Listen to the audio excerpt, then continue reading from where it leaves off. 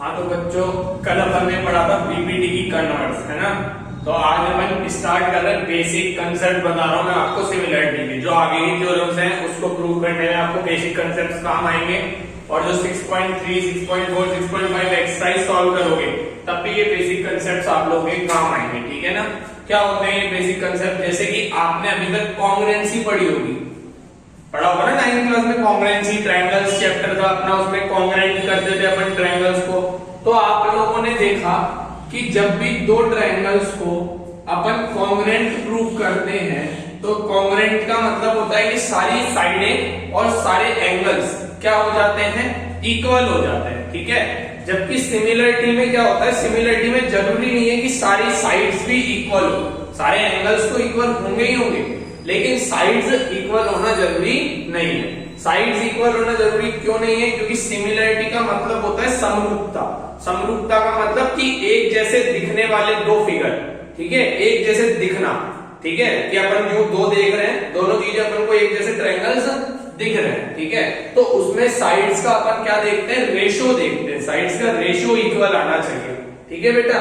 जैसे अपने ये दो ट्रायंगल मैंने लिखे ए बी सी, और ये लिखा पी क्यू आर, ये दो ट्रायंगल्स है बेटा अपने। ये दोनों ट्रायंगल सिमिलर हैं, अगर मान लो मैंने माना सिमिलर है, तो इनकी 6 चीजें आपस में बराबर होनी चाहिए। देखो मैं बताता हूं कौन सी, कि अगर triangle A B C similar है ट्रायंगल पी क्यू आर के, ठीक है बेटा, तो क्या होगा, ये सिमिलर का साइन होता है बेटा, ये सिमिलरिटी का साइन है। अगर दो ट्रायंगल आपस में सिमिलर हैं तो उनकी सारे करेस्पॉन्डिंग एंगल्स बराबर हो जाएंगे। पहली बात तो करेस्पॉन्डिंग एंगल का मतलब क्या है, जैसे मैंने ये ए लिखा, ये बी लिखा, तो एंगल ए बराबर हो गया एंगल पी के, ठीक है, और एंगल बी किसके बराबर हो गया, एंगल क्यू के, और एंगल सी किसके बराबर हो गया बेटा, एंगल आर के। ये सारे एंगल्स बराबर हो जाने चाहिए एक तो। दूसरी चीज, सेकेंड थिंग क्या होना चाहिए, इनकी साइड्स के करस्पॉन्डिंग साइड्स का रेशियो इक्वल हो जाना चाहिए। दैट इज ये ए बी दिख रही है upon P Q is equals to A C upon P R is equals to B C upon Q R. मतलब इस तरीके से कुछ देखो, ये पहले दो लिए तो इधर भी पहले दो ले लिए, A B upon P Q is equals to B C upon Q R, और is equals to A C upon P R. इस तरीके से साइड्स का रेशो भी इक्वल हो जाना चाहिए, ठीक है।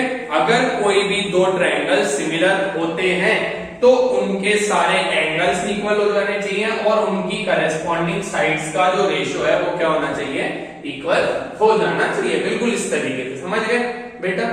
अब अपने एग्जाम में जरूरी नहीं है डायरेक्ट सिमिलर दिया हुआ है, अपन सिमिलर करेंगे। अब सिमिलर करने के लिए अपने जैसे 3 रूल होते हैं अपने पास। क्या होते हैं, 3 रूल होते हैं, ठीक है। 3 थ्योरम्स बोल दो, 3 रूल बोल दो। ये 3 रूल को अप्लाई करके अपन सिमिलर कर सकते हैं किसी भी दो ट्रायंगल्स को, ठीक है। अगर ये तीनों रूल में से कोई सा भी एक भी रूल फॉलो हो गया किसी ट्रायंगल में, तो अपन बोल देंगे कि वो ट्रायंगल क्या है, दोनों आपस में सिमिलर हैं, ठीक है। इस तरीके से देखो, पहला रूल जैसे मैं आपको लिखता हूं, पहला रूल जो होता है अपना होता है ए ए ए, मतलब एंगल एंगल और एंगल। अगर किसी भी ट्रायंगल के तीनों एंगल इक्वल हो गए तो वो ट्रायंगल क्या हो जाएगा बेटा, अपना सिमिलर हो जाएगा, ठीक है। दोनों ट्रायंगल कैसे, जैसे एंगल, इस वाले ट्रायंगल में अगर एंगल ए एंगल बी के बराबर, एंगल ए किसके बराबर हो जाए, एंगल पी के, एंगल बी किसके बराबर हो जाए, एंगल क्यू के, और एंगल सी बराबर हो जाए एंगल आर के, तो अपन लिख सकते हैं कि ट्रायंगल्स क्या है, सिमिलर है। Triangle A B C similar. देखो ए के बराबर पी है ना, तो ए के सामने पी आएगा, बी के बराबर क्यू है तो बी के सामने क्यू आएगा, सी के बराबर आर है तो सी के सामने आर आ जाएगा। इस तरीके से सिमिलर हो जाएंगे। पहला रूल होता है। जरूरी नहीं है इसमें अपन तीनों एंगल बराबर प्रूफ करें, ठीक है, क्योंकि किसी भी ट्रायंगल के अगर दो ट्रायंगल के दो एंगल बराबर है तो तीसरा क्या हो जाता है, ऑटोमेटिकली इक्वल हो जाता है। किस तरीके से, मान लो ये एंगल 30 है, ये एंगल भी 30 है, ये एंगल 40 है, ये एंगल भी 40 है।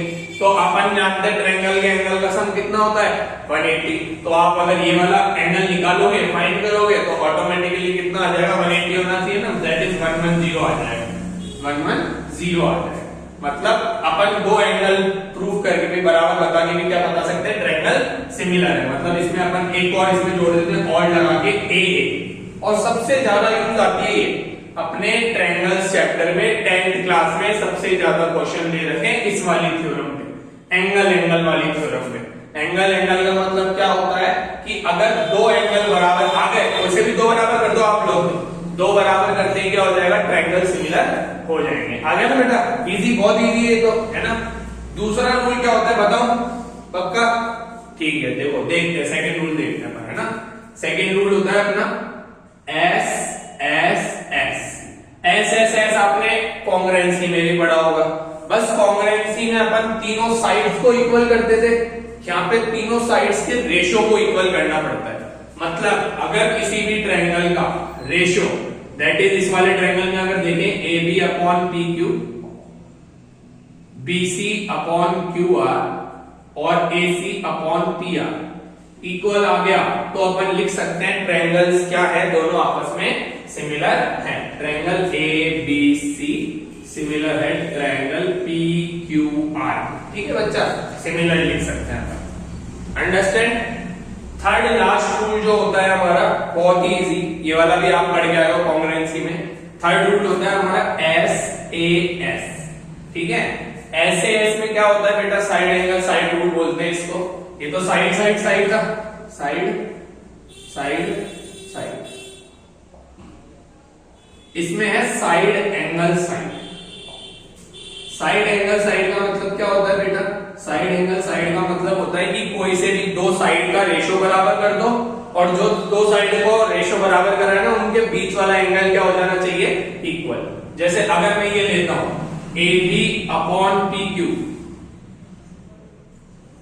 Is equal to B C upon Q R, तो अपनी साइड कौन कौन सी आई है, एक तो ये वाली और एक ये वाली, तो इनके बीच वाला एंगल दैट इज ये एंगल बी और एंगल क्यू क्या हो जाना चाहिए, इक्वल हो जाना चाहिए। तो अपन क्या लिख देंगे, by S A S triangle A B C similar हो गया triangle P Q are.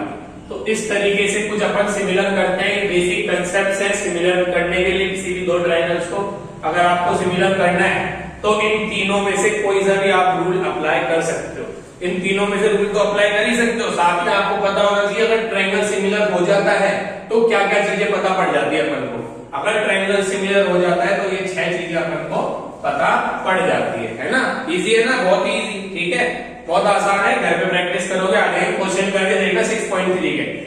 I hope so बिल्कुल सारे तुम्हें आ जाने चाहिए, बहुत इजी है। इन थ्योरम्स में अप्लाई होंगे सारे के सारे क्वेश्चन, नहीं आएंगे तो वैसे भी अपनी वीडियोस आएंगी धीरे धीरे, अपलोड होगी सारी, एक साथ तो हो नहीं सकती, अभी स्टार्ट करा है तो। ठीक है ना बेटा, तो ये देखना।